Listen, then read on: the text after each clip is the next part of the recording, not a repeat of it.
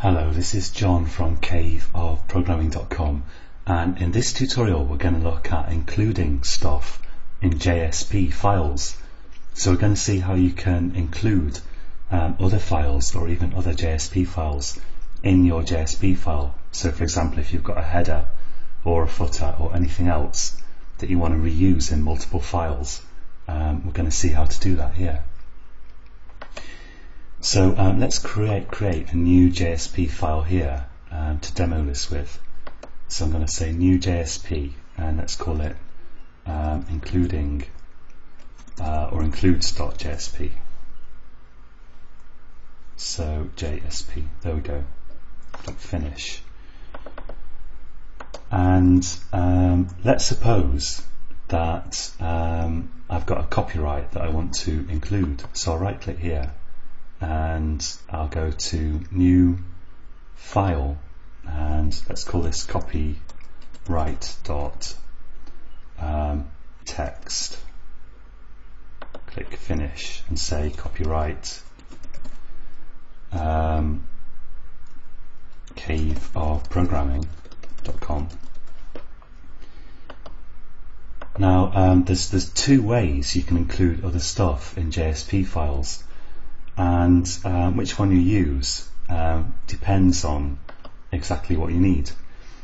If you've got a file that doesn't change very often, you probably want the include directive. So let's take a look at that. So I'm going to say percent, and then you see there's an example of a page directive up here, and directives start with this percent at sign. So I'm going to have a percent at sign, and then it's an include directive, so I'm going to say include, and then I need to give it a file to include, so I'll say file equals copyright.text. And what the include directive does is it includes a file at the point where the servlet or the JSP is translated into first into a servlet and then into an actual class file. So you don't want that to happen very often because you don't want to force your application server to have to recompile your page. So if you've got content that doesn't change often, like maybe I'm only going to change this copyright every month or every year or something, then you can use this include directive, and you can think of this as a static include. It includes stuff directly and literally into your page before it's compiled and before it's sent to the browser. So if I run this now, then we're going to see this here. Now there's another include mechanism which you can think of as a dynamic include, and that's suitable for stuff that does change often. So let's take an example here. Let's have a new file here, and let's call this updates.text, and let's say today's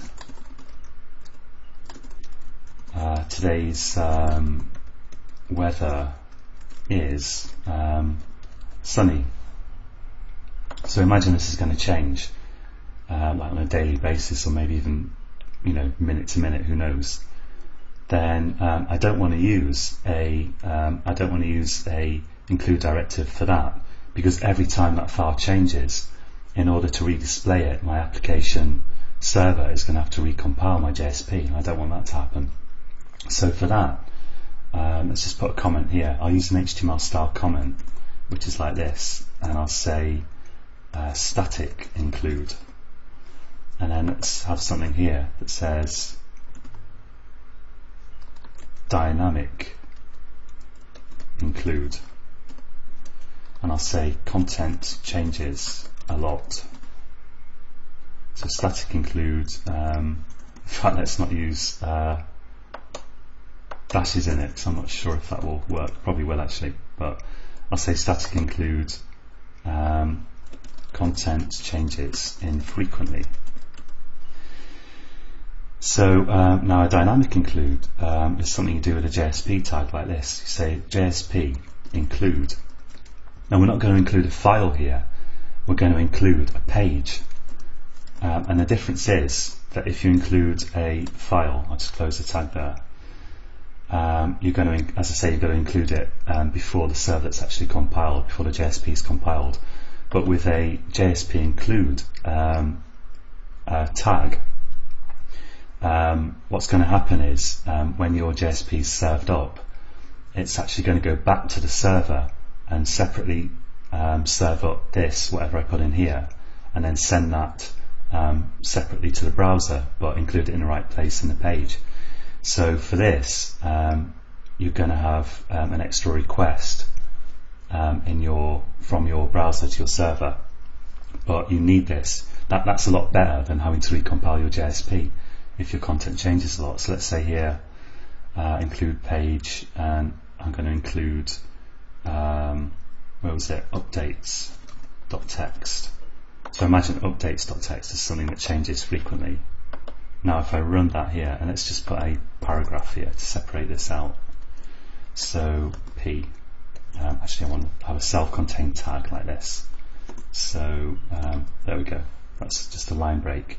And if I run this now, you can see basically it looks the same in the browser. Here we've got today's weather is sunny, but this was included before the JSP was compiled, and this was a separate request to the app server, basically to Tomcat. That's a rule of thumb as to when to use each one. But there are other times when you've absolutely got to use a static include. So both of these can include JSP pages, but let's create a JSP here. In fact, a fragment of a JSP, because remember, these are going to be included literally in your page, so you don't want to have like HTML tags in it and stuff. You just want a fragment of something that's going to be included in the page. So let's create another fragment here. Let's create a JSP, and let's say let's call this variables.jsp. And what I'm going to do here is I'm going to get rid of all this stuff here, because I don't want to be including a full page, and I'm going to just have a scriptlet tag here. Let's close this scriptlet tag, sent, and a closing tag. And here I'm going to define like a variable or two. In fact, I'll just have one to be going on with. Let's say string name equals Sue. Now, if let's say I might have a bunch of, I don't know, predefined stuff here, or this might be a load of Java code. It could be a whole load of Java code that I want to include for some reason in my page here. I can't. That's if I use a JSP include, then I won't be able to access those variables. Because in order to access them, I need to include the variables literally here as if they were typed, at this point or at some other point in the page. So let's look at that. Let's use let's have a comment here actually and say must use static include if it's got Java code that in it that we want to access. So here I could say sent and then have an include directive like this, include file equals I call it variables.jsp, and now let's say here I want to say let's have a output tag like this, and I want to say I'll just output the variable I defined in variables.jsp, which was name. And let's just save that and run it, and it's fine. There's Sue. I'll just make that a bit clearer. I'll just put a another paragraph tag in there, get everything on a different line. But if you try to do that using a JSP include, you'll find it just says that name is not defined.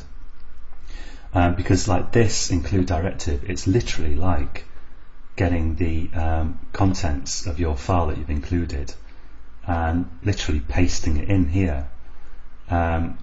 So whereas like if you had a JSP include, then you wouldn't have that available here. The variable wouldn't be available. It would only try to include kind of this stuff at runtime, which would be no good. Like your Java wouldn't be syntactically correct in that case. If you want to reference name here in this case from here, then clearly you've literally got to define name further up, just like you would if you were writing a Java program. And for that I can use this, because this literally will take the stuff from the included file, and it's equivalent to pasting it at this point. So that's fine, except of course you can include it in multiple files, which is the point of it. It's very handy. Now sometimes there are circumstances where you must use this, and there's one that I can think of. We've already talked about choosing one or the other based on considerations of efficiency. But what about if you want to include one file? What about if you don't know which file you want to include until runtime? Like you want to include a file based on a URL parameter, let's say, for example. So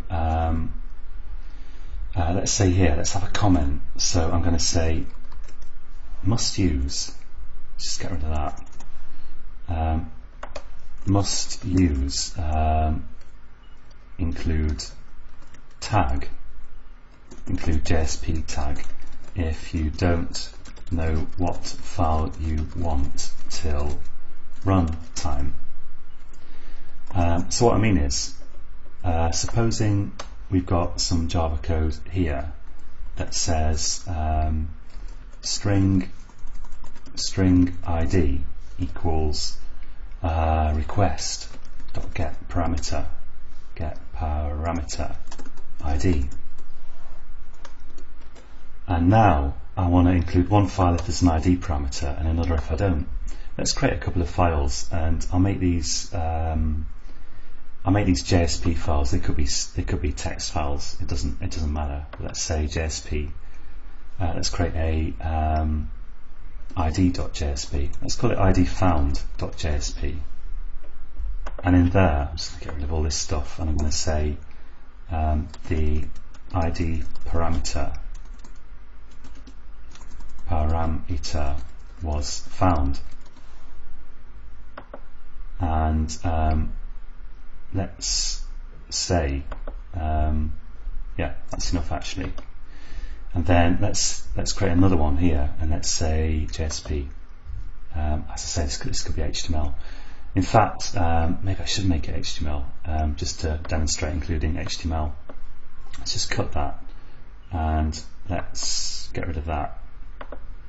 And just for the head of it, I'm going to actually make this, right click and go to new HTML file. I'm going to say id found.html, finish. And remember, this is just a fragment. Let's get rid of all that, and bung this in. That looks good. And now I'm going to create a new HTML, and I'm going to call it id not found.html, finish. I'm going to get rid of all this stuff again and say the ID parameter is missing, and let's get rid of that. And now, so the idea is I want to include this file if there's an ID parameter in the URL, and this file if there isn't.